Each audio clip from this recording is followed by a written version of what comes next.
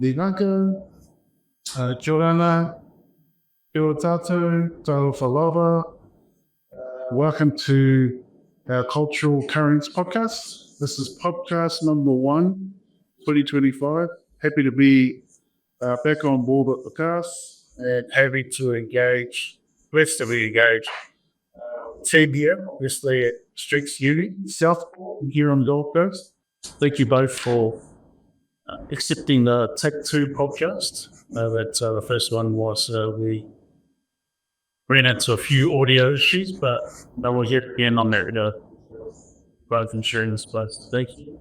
Thank you. It's part of our starter podcast. We'd like to check it and see how everyone's doing. So, yes, that was. I've been pretty good. I went to school on Monday, not yesterday, but yeah. Yeah. Myself could be a better week, but we're just going to keep on keeping on. Yeah. Yeah, myself, it's been a pretty hectic week. So I've been driving. We were chopping down Brisbane podcast week, but just when you're trimming for a purpose, so we happy drive. So happy to be here and Awesome. pretty much connecting. So with yourself, Cheyenne, we again pleased to have you on board, but the gist of our podcast and connected is pretty much the year prior for us is to have our guests come on board from Brisbane to Ipswich to Logan, here at the Gold Coast there. You being our first guest on board, going to make it very special, and I'll put you out on specials, but also take care of the space of yourself and then do that. So, Cheyenne, your journey here at Streets Uni Southport. How long did you come here, and what's like your I started coming here 4 years ago. I was 12, which is like the earliest you can come to Street Uni. During the time, I've had a lot of ups and downs with mental health and gone through a lot of different friendships. But yeah. Yeah, thanks for sharing that, Cheyenne. When you first came, what was it this place here? Yeah. Was it the same staff or? It was different stuff back then. Yeah. In the food changes. Same field.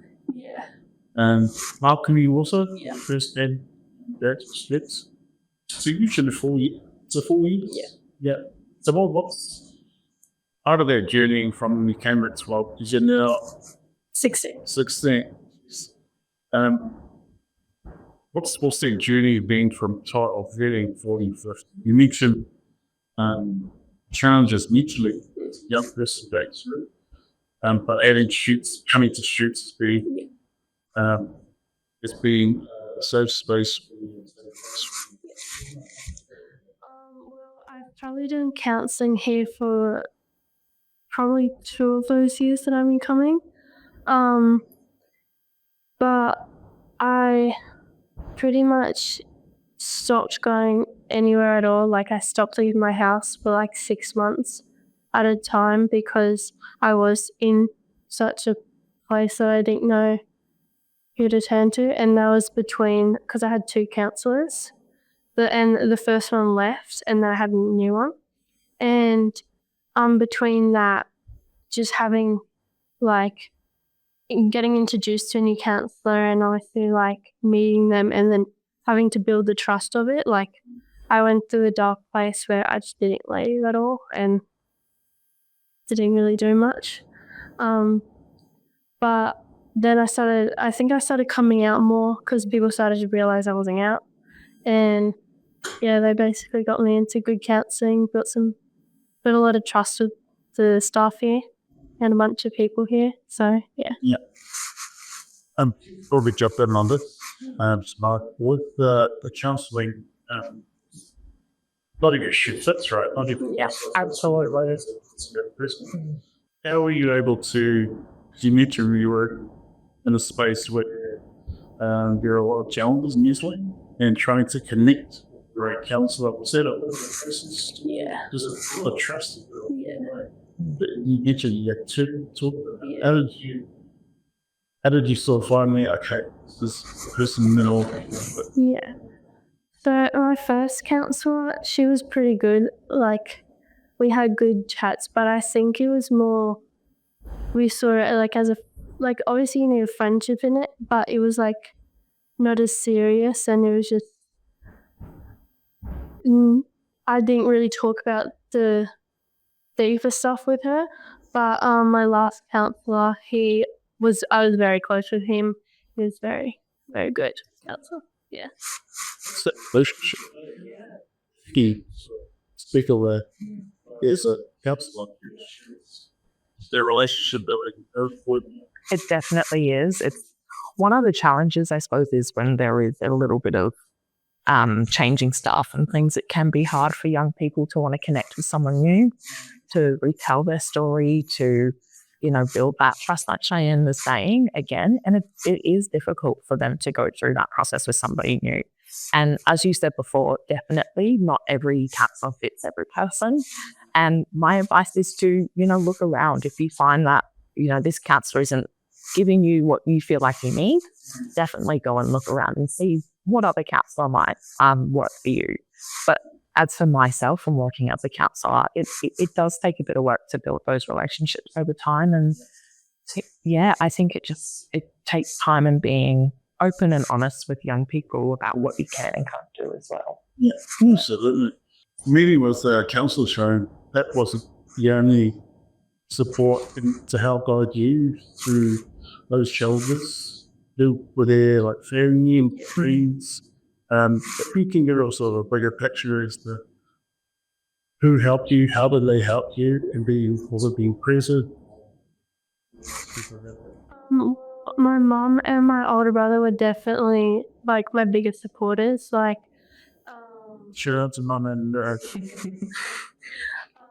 they helped me through a lot of stuff, and we've gone through a lot of stuff together as a family. And like now, they're still so much of a support to me, and I feel like we kind of go off each other and we support each other in a way. And obviously I have friends that support me as well, but I'd say probably when I was going through the toughest time, I didn't really talk to any of my friends, or I didn't have as good as a connection as I do now with my best friend. But definitely my mom and my brother helped me through a lot, getting me to doctor appointments, seeing whatever they could do for me, talking to school and everything. So much straight that I can hear, so that not only confidence, but can hear your journey as you speak around the age throughout those times. So it's awesome. What resilience there, eh? Yeah. And the fact that you were able to go, all right, I've reached a point now where I need to reach out and get some support, that's amazing. Yeah, that's key. So key. So let's go on to the other part when you started working through it and you were connecting with the right people and family, we were starting to hear them and their journey to your well-being. What did it look like for you on the other side? So we're working through it and getting on the right side. Well, I just started going back to school then. Well, I went to my old school. I went like 1 day a week still, but then I moved schools, and then I started going more consistently because it was a lot better and a lot healthier place for me to be mentally. And just the support from that school and my family. And then when I was at school, I was already out, so I might as well come straight uni. Let's bring out charge. Fair enough. To association, that's awesome because a lot of our young and even adults can take a lesson in that in terms of, especially as you mentioned around the importance of connecting with not only counsellors, with therapy, but also family who will be there for sometimes.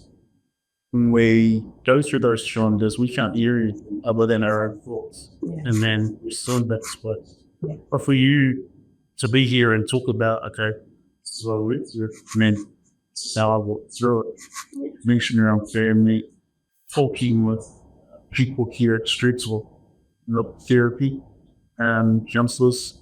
It's a lesson that, although you hear it a lot, we put it on practice. I think it's not only just about to you, but a lesson for all of us to take a breath and work your way to connecting with people that would be in your space and that are being important at our project. So, maybe the lessons and jewels there that you're sharing with us, but you're going to share a whole lot more of that stuff.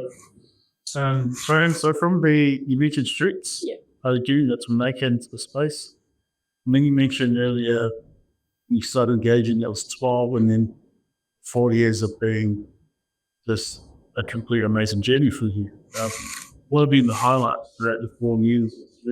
Well, I've definitely made a lot of connections with the staff. Like, even the staff that have left now, I definitely made a very good, I had good relationships with all of them. And just seeing the space around, seeing the studio come in, seeing the different characters that all come here, it you get used to it at first. It's a very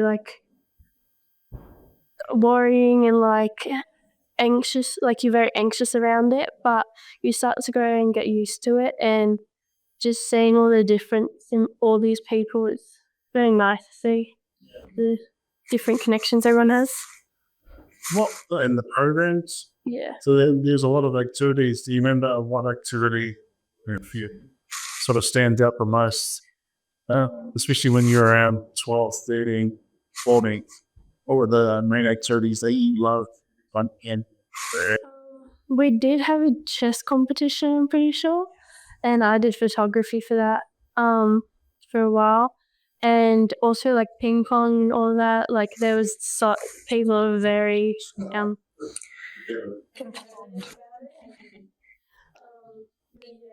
they try and have challenges and different competitions. And you've been here for a lot of the changes that have happened in the space, but not only that, contributing to the building of Street Uni in itself has been an amazing thing that you've been a part of too. Yeah. Now you've become pretty much a furniture here at Basically, yeah. Here Street. And that's awesome. Coming to the last couple of years, 15, 16 here at Streets, you've grown so much in that young space in that journey around your well-being, and that's continuous journey for all of us, right? Always, yeah. But for yourself, during the last 2 years, what's that sort of look like? Well, I think I've definitely been in a better place mentally about coming out and actually leaving my house. Obviously, everyone has their days where they just want to stay home and play in bed all day, but I feel like I've definitely come out in a way that I'm comfortable with going out and coming to Street Uni whenever. To see you even doing a podcast is quite the growth that you've made. You've got a lot of confidence in you and what you might have had before. Maybe listen, Sharon, thank you. Thank you. We'll sort of jump over to Denara and the work, the amazing work that you do, supporting our young people here at Gold. Yeah, if you look back on your work at LinkedIn. Well, absolutely. I want you to go. Yes, well, I suppose to start off, I've been, my current role as a counsellor here has been ongoing for about over a year. I'm quite a new practitioner to the industry, so this is very much a learning journey that I get to do alongside some of the young people here, and have learnt so much just from hearing their experiences and working with them. I suppose for me, I've really loved to be in a space where it's informal in a way, so you can work with the young people where it meets them, so where it suits them and what actually works for them. So that's been really great here. Street Uni is an awesome place. We've got some workshops that we do run on a regular basis.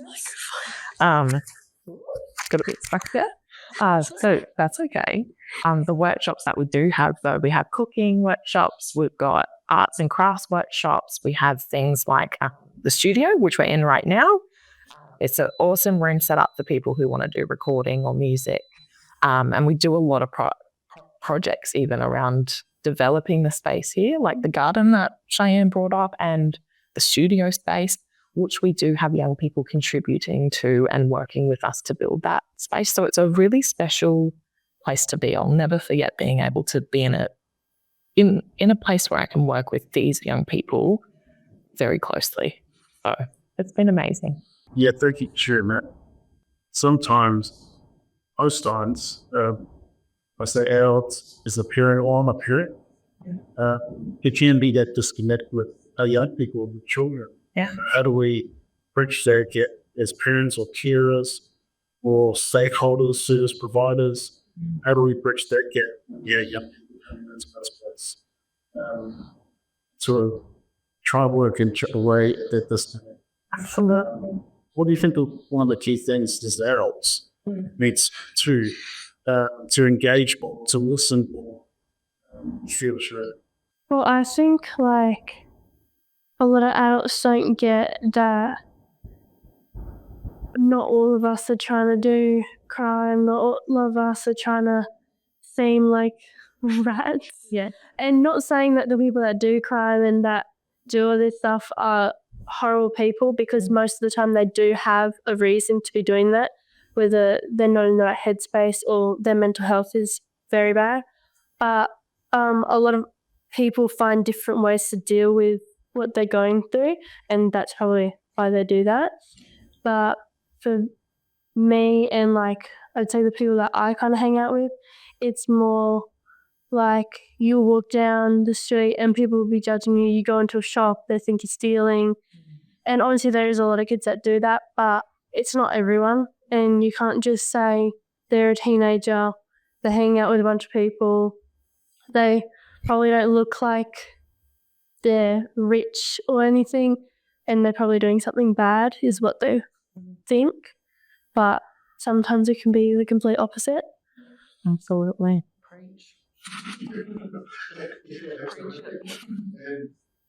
Yeah, that's so ordinary because media like betray young people. When a young person is on the news or social media and it's for the wrong thing, then it's almost a blanket for young people, like you mentioned. So you get viewed differently when you walk into a store, do shopping, and that's not fair, right? So what's your experience on that?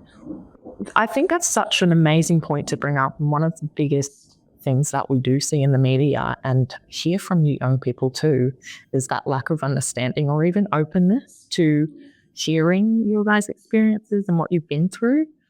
There's definitely a lot of science behind childhood trauma and what that does to young people and how they then are able to make decisions and their capacity to understand certain things. So it's definitely got to be taken into account. I think this leads to some of the challenges associated with accessing counselling or support. It's that stigma around, oh, you're, potentially just a naughty kid is what some people might say. And that sort of attitude will end up stopping young people from accessing support because then they start to have that internalized shame or guilt about who they are as a person. So I find that can be a challenge to accessing support or help with your well-being. So was that because we want to try to not only unpack that, but also the solution component to how do we steer our adults, carers, parents into the right direction in terms of, because it's what we say to our young people. Not pretty much what we do is what we say at trauma. Yeah. What would be some of the key, we'll go around the room here, key solutions for adults, parents, when we're talking about those barriers that you mentioned that can cause trauma? Yeah. And it has caused trauma. What are ways that us adults can not sort of go on towards affecting the young person's mental health and well-being? How do we find ways to support their unique life and to move away from that trauma burden that so often we do as adults and carers. Yeah, what are some of the ideas there that sort of pass on to the masses. And we're going to have a whole bunch of people going on our podcasts throughout the year. But it's a hot topic. It's really important. It's how we speak to our young. So for me, I feel that active listening, although we, as an adult, although that we say they're active, not 100% of us can actually do active listening. Yeah. Counselors and psychologists and other people that can sit and express and listen.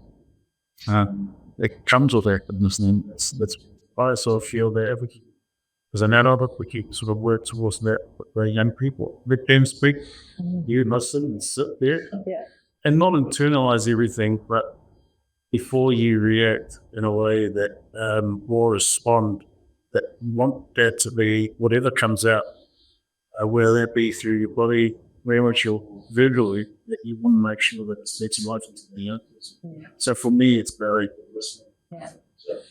I think I love the premise of active listening. I think it is very important. I mean, it's a tricky question because, you know, at the same time, I want to make it clear that I'm no expert. I don't quite know what solutions would always be helpful in these situations. Empathy, though, is something that I find very important, and that comes hand in hand with the active listening as well. Being able to show some level of understanding or at least a willingness to hear what the young person has to say can be a great start to working and supporting with them. What do you think? I think definitely listen, like you say, active listening, like hear them out, because at first they're probably not going to tell you what's going in their head and what they're feeling, but if you create a relationship with them, they're more likely to trust you in a way that they can talk about how they're feeling and why they do stuff and, you know, everything like that. Yeah. Also, that's also feedback. And yes, we're not experts in this space, but we feel what we feel. Exactly. And so we're experts of ourselves. It's okay to share this. This is our podcast. Sort of moves on to the next segue, pretty much, to mental health and well. So what's mental health and well-being? Does that need? Well, it's a thing that a lot of people struggle with. Like, I struggle with mental health, and you can't tell who's going to struggle with their mental health, and that's what I think people need to ask if you're okay, because you don't know what's going through someone's head. You don't know how someone's feeling, like, no matter where they come from, or if they're rich, if they're poor, if whatever. Like, anyone could have problems with their mental health, and I feel like a lot of people don't understand that it's not going to be one group of people that are struggling worse than the next group. Yeah. So it doesn't discriminate. I mean, you really have covered it, because ultimately I was going to say something along the lines of, you know, everybody has a mental health, and it's whether that can, you know, be poorer or better than other times or not, I suppose. But you make such a great point about how it doesn't matter who you are, what's going on, you can still struggle with your mental health, and asking people if they're okay is the best way to start. I second. So you answer it for the load on this. Thank you. And to move towards the well-being part of it, self-care. So what do you do for yourself? Yeah. Starting with me, what do I do? For me, I am an arts and crafts girl. I love to spend some time locking into a hobby. It's a great way for me to distract myself and just not think about anything else other than what I'm doing. So that's like a bit of mindfulness that I try and practice. But not only that, though, it's keeping up with your general day-to-day things. So showering, making sure I eat enough food, making sure I'm drinking enough, that sort of stuff is my go-to self-care. What about you, Cheyenne? Sleeping. I knew it. Sleeping, listening to music, hanging out with my family and my friends. Yeah. All right. Yeah, my self-care is music, reading. Reading's a big part. Just sort of recently in the last year, been watching YouTube as my study. showing me clips of the spiciest noodles to eat. We would watch that, and it's hilarious. So it was, sorry, going over it, but it was last year in August. We purchased the spiciest noodles, and I ate it. I mean, it didn't last long, and it was sweaty, profusely, and I like spicy foods. Yeah, huge. Let's about half. With myself, it really is the best. I love it. So almost coming to the end of it. We do have a lot of questions. So I'm just going to go tag between the both of them. With quick fire questions, and then a fight about show. Who's going to win the 2025 NRL final? Broncos, Titans, the Dolphins. Probably Broncos.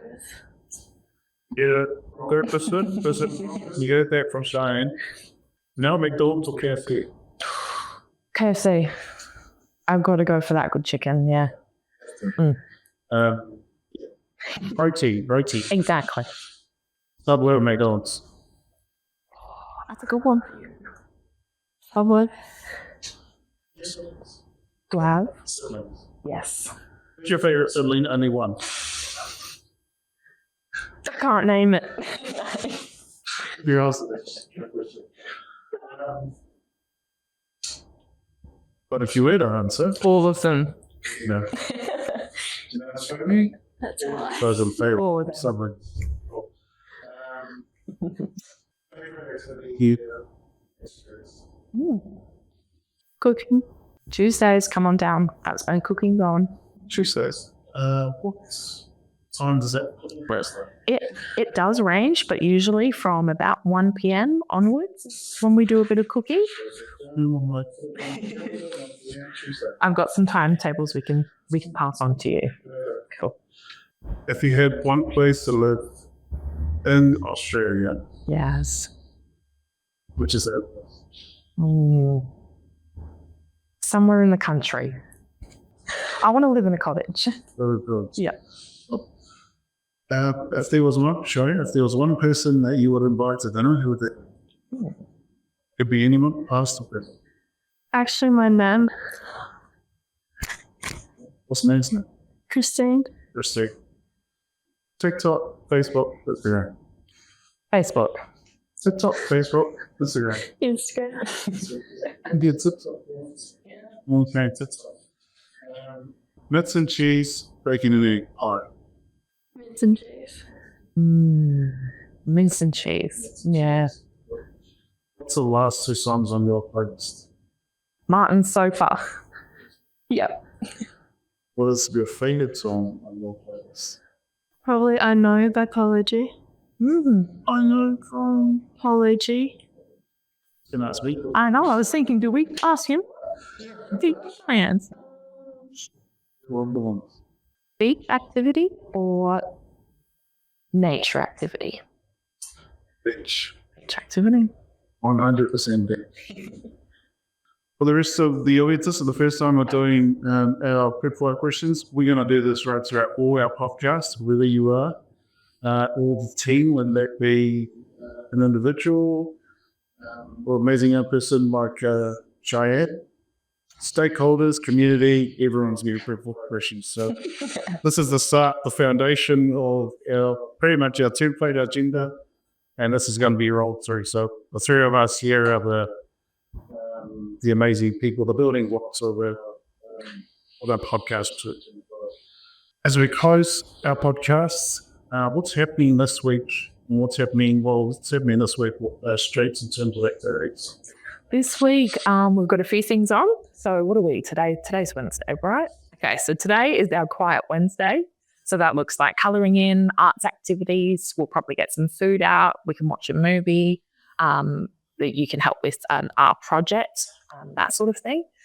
For Thursdays, we've got a little bit of, I'm just thinking off the top of my head, I believe we do have a music studio booking time running from the morning portion. Then we've got some gardening activities for the day. Friday, we do a barbecue. So we've got a barbecue running at about lunchtime for people to come and join in on. And employment support and counselling is always on offer as well. Awesome. So thank you very much. That's Cheyenne, final thought? Just never think you know what's going through someone's head, because everyone has different experiences that you won't know about.